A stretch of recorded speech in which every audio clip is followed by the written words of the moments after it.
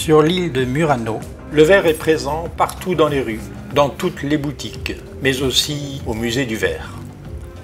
Il n'en a pas toujours été ainsi. C'est un décret de 1291 qui obligea les verriers de Venise à déménager leurs fours pour Murano. Tout simplement parce que de nombreux incendies avaient pour origine ces fours, à l'époque où l'habitat et les ponts étaient souvent en bois. Et une île permettait plus facilement de conserver les secrets de fabrication. À Murano, la tradition du verre ne date donc pas d'aujourd'hui.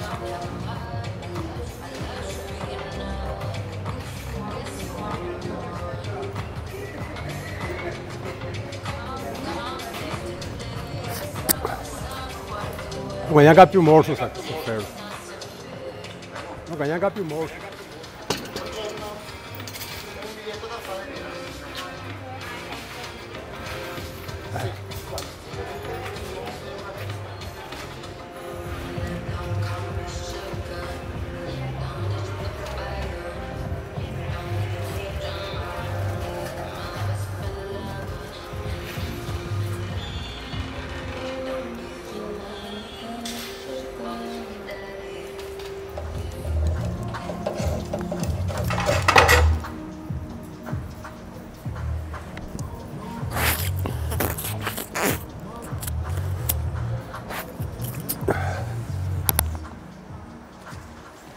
De génération en génération, cette tradition s'est perpétuée, non sans difficulté. La concurrence d'autres verreries européennes et la convoitise ont poussé les maîtres verriers à innover sans cesse. On leur doit l'invention du smalto, le verre émaillé, du filigrane au motif intégré dans l'épaisseur du verre, du latimo, c'est un verre couleur de lait, du miroir étamé, le même principe que nos miroirs actuels, et bien d'autres inventions encore. Par leur créativité, les verriers de Murano ont toujours su résister à la concurrence parce qu'ils avaient toujours une longueur d'avance.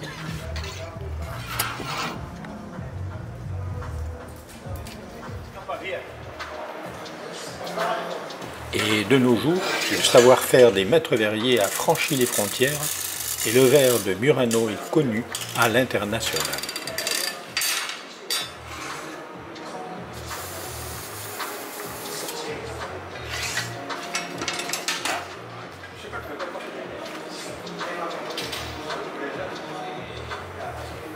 Depuis de nombreuses années, malheureusement, de nombreuses boutiques de verre étrangers et de moindre qualité ont remplacé nombre de verreries. Mais les visiteurs qui débarquent sur l'île de Murano peuvent découvrir de véritables œuvres d'art produites par les maîtres verriers de Murano.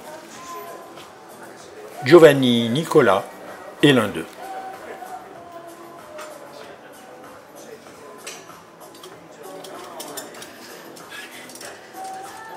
Giovanni Nicola est un maître verrier de Murano comme l'ont été son père et son grand-père. Il a travaillé avec Archimede Seguso, qui lui a appris le métier et lui a forgé sa personnalité, faite du respect absolu du verre et du travail bien fait.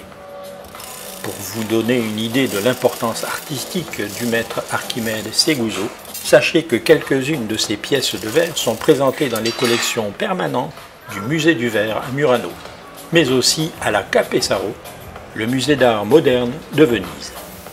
Giovanni fut l'élève de ce dieu du verre. Mais attention, devenir verrier, c'est un apprentissage de plusieurs dizaines d'années.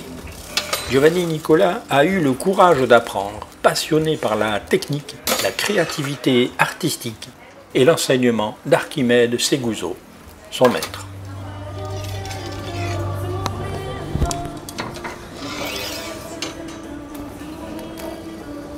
Et les gestes qui paraissent faciles, évidemment, sont le résultat de ces années de pratique, d'échecs, de succès, de travail, de recherche, sans jamais renoncer.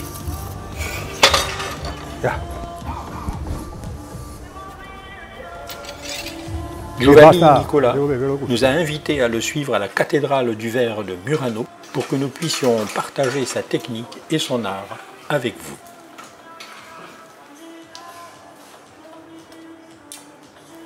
Un grand maître verrier n'est pas qu'un très habile technicien qui transmute le verre, c'est obligatoirement un artiste. Et Giovanni Nicola est un très grand artiste. Ses qualités artistiques le portent à créer aussi bien des œuvres de style gothique dans la plus pure tradition vénitienne que des œuvres plus modernes et contemporaines. Il excelle dans tout. Ce créateur n'a pas de limite.